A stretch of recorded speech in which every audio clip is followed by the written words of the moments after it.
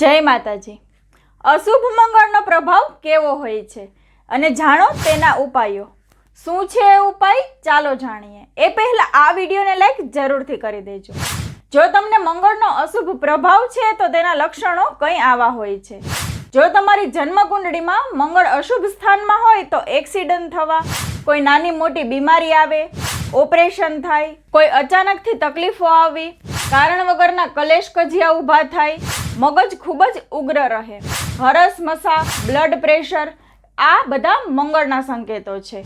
અને જો આ બધા પ્રશ્નો તમારી સાથે બનતા હોય તો આના ઉપાયમાં ગણેશજી અને હનુમાનજી બેની ઉપાસના વિશેષ કરવી અને વિશેષના 10 મહાવિદ્યામાં બગલામુખીની ઉપાસના કરવી અને દર મંગળવારે હનુમાન ચાલીસાના પાઠ કરવા અને મા પીતાંબરાના પણ મંત્ર કરી શકાય છે। અને વિશેષમાં મંગળવારે રાત્રે રામચરિત માનસમાં જે સુંદરકાંડ છે એના પાઠ કરવા। આવું 21 મંગળવાર કરવું તો તમારા મંગળ દોષ શાંત થઈ જશે। અને 21 મંગળવાર થયા પછી ઘઉંના લાડુનો પ્રસાદ જરૂરથી કરવો।